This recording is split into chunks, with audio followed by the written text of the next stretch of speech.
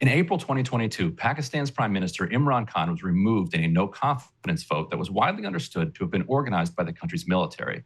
At the time, Khan accused the United States of pushing for his removal, saying that a secret government cable revealed details about a meeting held in early March 2022 between State Department official Donald Lu and the Pakistani ambassador to the United States. The State Department at the time denied that claim and has been asked about it repeatedly since. Khan and his supporters have insisted it's true, and the U.S. government's denials have only gotten more aggressive since. In July, Principal Deputy Assistant Secretary of State Elizabeth Horst, who handles Pakistan, used the opportunity of a speech in Houston, which has a heavy Pakistani-American population, to address the charge, calling it, quote, propaganda, misinformation, and disinformation, unquote. The State Department has since simply mocked the allegation. I know we both are sick of the same thing, but it's just both of our job is such that, So today the former foreign minister of Pakistan, while speaking to media after a month of detention and back and forth, he also came out and he said the Sypher was reality, the U.S.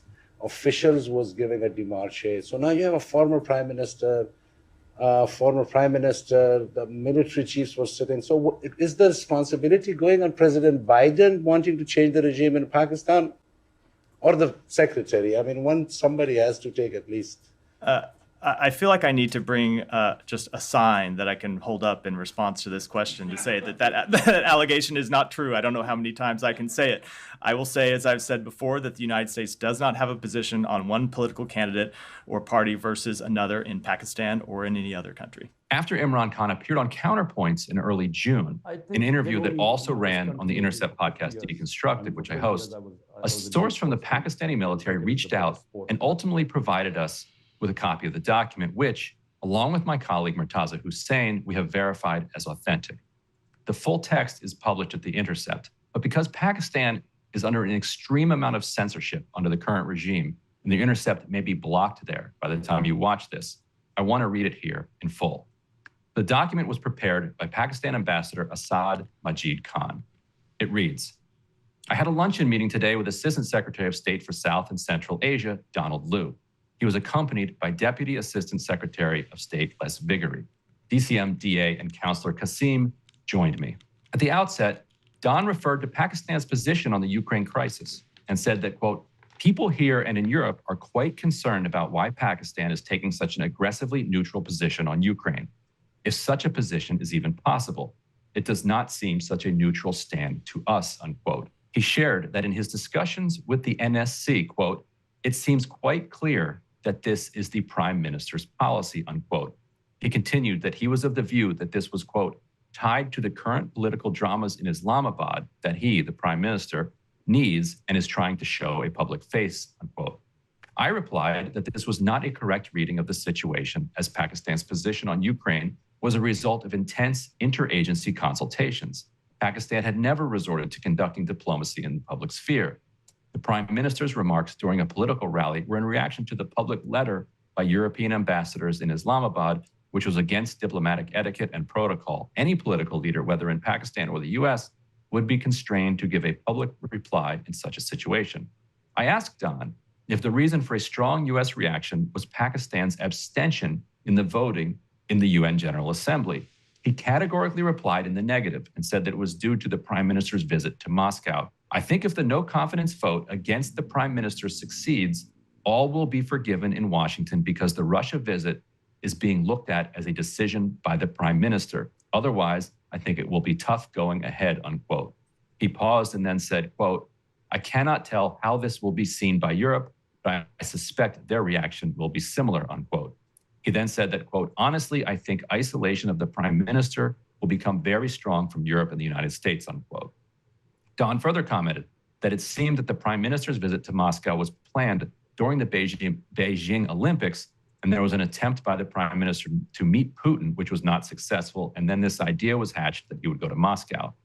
I told Don that this was a completely misinformed and wrong perception. The visit to Moscow had been in the works for at least a few years and was the result of a deliberative institutional process. I stressed that when the prime minister was flying to Moscow, Russian invasion of Ukraine had not started, and there was still hope for a peaceful resolution. I also point out that leaders of European countries were also traveling to Moscow around the same time. Don interjected that, quote, those visits were specifically for seeking resolution of the Ukraine standoff, while the prime minister's visit was for bilateral economic reasons.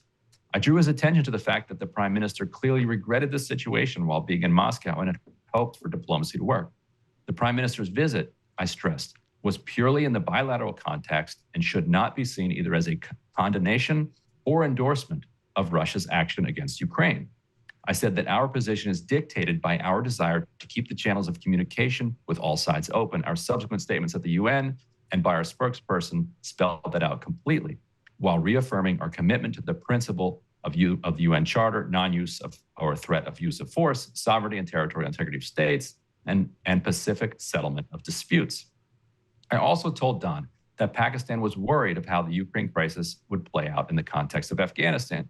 We had paid a very high price due to the long-term impact of this conflict. Our priority was to have peace and stability in Afghanistan, for which it was imperative to have cooperation and coordination with all major powers, including Russia. From this perspective as well, keeping the channels of communication open was essential. This factor was also dictating our position on the Ukraine crisis. On my reference to the upcoming extended Troika meeting in Beijing, Don replied that there were still ongoing discussions in Washington on whether the U.S. should attend the extended Troika meeting or the upcoming Antalya meeting on Afghanistan with Russian representatives in attendance, as the U.S. focus right now was to discuss only Ukraine with Russia. I replied that this was exactly what we were afraid of. We did not want the Ukraine crisis to divert focus away from Afghanistan. Don did not comment. I told Don that just like him, I would also convey our perspective in a forthright manner. I said that over the past 1 year, we had been consistently sensing reluctance on the part of U.S. leadership to engage with our leadership. This reluctance had created a perception in Pakistan that we were being ignored and even taken for granted. There was also a feeling that while the U.S. expected Pakistan's support on all issues that were important to the U.S., it did not reciprocate, and we did not see much U.S. support on issues of concern for Pakistan, particularly on Kashmir. I said that it was extremely important to have functioning channels of communication at the highest level to remove such perception. I also said that we were surprised that if our position on the Ukraine crisis was so important for the U.S., why the U.S. had not engaged with us at the top leadership level prior to the Moscow visit, and even when the UN was scheduled to vote. The State Department had raised it at the DCM level. Pakistan valued continued high-level engagement, and for this reason, the foreign minister sought to speak with Secretary Blinken to personally explain Pakistan's position and perspective on the Ukraine crisis. The call has not materialized yet. Don replied that the thinking in Washington was that given the current political turmoil in Pakistan, this was not the right time for such engagement, and it could wait till the political situation in Pakistan settled down. I reiterated our position that countries should not be made to choose sides in a complex situation like the Ukraine crisis, and stressed the need for having active bilateral communications at the political leadership level. Don replied that, quote, you have conveyed your position clearly, and I will take it back to my leadership, unquote. I also told Don that we had seen his defense of the Indian position on the Ukraine crisis during the recently held Senate subcommittee hearing on U.S.-India relations. It seems that the U.S. was applying different criteria for India and Pakistan. Don responded that the U.S. lawmakers' strong feelings about India's abstentions in the UNSC and UNGA came out clearly during the hearing. I said that from the hearing, it appeared that the U.S. expected more from India than Pakistan, yet it appeared to be more concerned about Pakistan's position. Don was evasive and responded that Washington looked at the U.S.-India relationship very much through the lens of what was happening in China. He added that while India had a close relationship with Moscow, quote, I think we will actually see a change in India's policy once all Indian students are out of Ukraine, unquote. I expressed the hope that the issue of the prime minister's visit to Russia will not impact our bilateral ties. Don replied, I would argue that it has already created a dent in the relationship from our perspective. Let us wait for a few days to see whether the political situation changes, which would mean that we would not have a big disagreement about this issue and the dent would go away very quickly. Otherwise, we will have to confront this issue head on and decide how to manage it, unquote. We also discussed Afghanistan and other issues pertaining to bilateral ties. A separate communication follows on that part of our conversation. The document then reads assessment, and this is the ambassador's assessment. He writes, quote, Don could not have conveyed such a strong démarche without the express approval of the White House, to which he referred repeatedly. Clearly, Don spoke out of turn on Pakistan's internal political process. We need to seriously reflect on this and consider making an appropriate démarche to the U.S. All right, so that is the secret cable. People can now judge for themselves whether Khan's description was accurate. As for Khan, he was taken into custody this week and sentenced to 3 years in prison, a sentence that also bars him from running for office again. He is by far the most popular politician in Pakistan today. Khan, a famous cricketer, is a very rich man and spent the latter half of his life as a philanthropist. He's now convicted of selling gifts he was given while prime minister worth roughly $500,000, a charge his defenders point out is totally absurd given that he filed all the required paperwork and doesn't remotely need the money. And unlike in cases where the State Department has stood up against the jailing of political opponents on trumped-up charges, note the reference to Russia's Alexei Navalny at the very end here. Do you guys have a reaction to the arrest of former Pakistan Prime Minister Khan, and do you think he got a fair trial? We believe that is an internal matter for Pakistan, and we continue to call for the respect of democratic principles, human rights, and rule of law in Pakistan, as we do around the world. The final one. Some people described that response pretty subdued and muted. Would you agree with that, and does that have anything to do with Khan's previous criticism of the United States when he was the Prime Minister? So I thought I understood the first part of the question. Now I'm not sure I do. Would you? Oh, that's funny.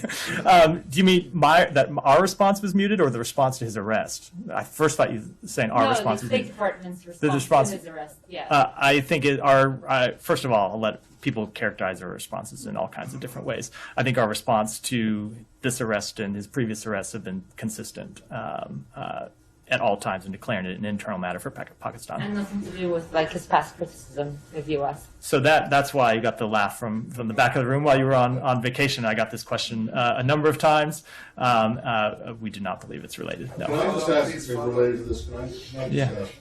So if Imran Khan's arrest and prosecution is an internal matter for Pakistan that you won't comment on, how is that different than the Navalny case? There are times when we believe that prosecutions are completely unfounded. So you think that there's some foundation to Imran Khan's arrest and I would say there are times that we... I'm just asking a straightforward question. If you're going to I know, and I'm going to give you a straightforward answer, but it's going to take me a minute. Right. Okay. So we believe that at times there are cases that are so obviously unfounded that the United States believes it should say something about the matter. We have not made that determination here. With Imran Khan. We believe it is an internal matter.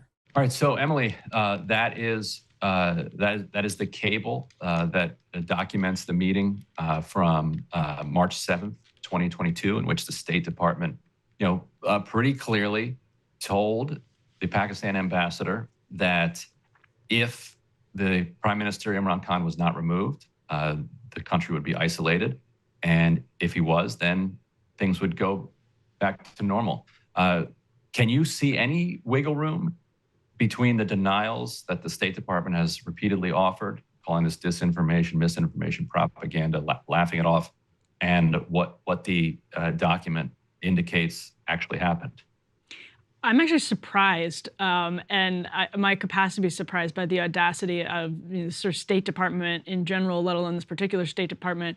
I'm actually surprised that I'm surprised, but that clip was so smug, and I think even the sort of calculated political strategy from a cynical perspective, it looks astoundingly dumb to be talking like that when you have the existence of pretty clear evidence, as you're reporting here, refuting it, and it seems incredibly difficult for me to believe that Ned Price isn't aware of it, or that the State Department isn't aware of it, and their spokespeople aren't aware of it, that they have no idea this is just in the background, unless it was sort of like what they always show on Veep, and is a very real thing that happens in Washington, D.C. They keep the spokesperson out of the loop, so they have plausible deniability, and they can say, like, listen, maybe someone at the State Department knew about it, but I sure didn't, and I was told the opposite.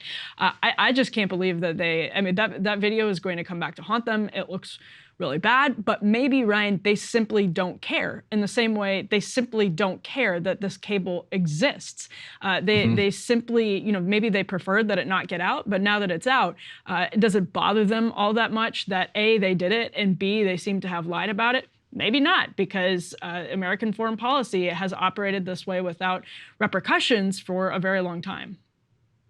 It will be interesting to see how much of a kind of post-truth environment we're in now that the document is out, now that it's confirmed that this happened, whether the U.S. government, Biden administration, just continues to plow forward and say, nope, that didn't happen. Nope, we didn't do that, even in the face of it very clearly happening. The consequences for the Pakistani people are profound. We are very close to a place where it's hard to see a way out of a military dictatorship at any time in the near or even medium term future. We reported earlier that the news organizations in Pakistan have been ordered not to mention Imran Khan's name, which is, he's like a Trump-like figure in the country in the sense that every news organization wants to write articles about him and wants to talk about him on television because he drives ratings, he drives clicks.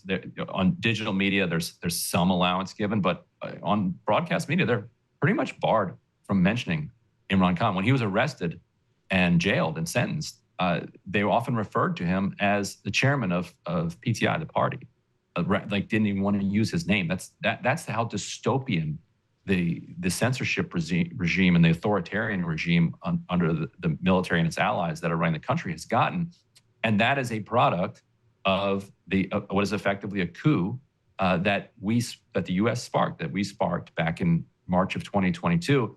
It worked in the sense that Pakistan is now sending ammunition to Ukraine, is an ally of the U.S. in its war in Ukraine, but at the cost of sending a country of 230 million people into an authoritarian tailspin, producing endless amounts of capital flight out of the country. Anybody with the means to do so is making preparations to leave the country, and thousands of supporters of Imran Khan have been detained. Many of them with credible reports of torture on just completely trumped up charges in a crisis that continues to spiral. Well, and again, this is an issue. I'm looking at the Washington Post here, and obviously they note that Khan, as you note, denies the charges against him, but it's charges of concealing assets from the sale of state gifts during his time in office. And it's going to look particularly bad, I think, for the Biden administration going forward, as Hunter Biden is more and more in the news on this question, that the audacity of the United States, again, there's historical precedent for this going back decades, the audacity of the United States to meddle in other countries' affairs and to have this sort of smug posture towards these thinly veiled charges of corruption that are clearly partisan when you have some of this happening in your own backyard. I think that's a big problem for the Biden administration too. Not that it hasn't been a problem for the United States before, and one that we've just sort of blown past, but I think that plays into this context as well. I think you're right too. Well, thanks everybody for joining us again. If you're watching this in Pakistan, feel free to clip as much of that document. Feel free to retype it. It's going to be difficult to, keep it, get it around the censorship regime. But I think if enough people are sharing it, clipping it, sending it around WhatsApp, it should be able to get out there. And hopefully this YouTube clip will stay up at least for a couple of days in Pakistan. We'll see. And I'll just say on behalf of the Breaking Points team, how honored we are to have a reporter of Ryan's chops in our presence, especially here on Counterpoints. This is a really big story, and it's just been excellent to see this reporting up close, Ryan. Fantastic work on this one. Well, thanks. Really appreciate it. The credit to the editors over at The Intercept and also my colleague Murtaza Hussain at The Intercept and all the producers here too. Really appreciate the legwork on it. Hey, if you liked that video, don't forget to hit the like button and subscribe to Breaking Points. If you want to see the rest of Counterpoints, go to breakingpoints.com to become a premium member and get the full uncut show every morning in your inbox and on Spotify. Help us build independent news and get the full show every morning at breakingpoints.com.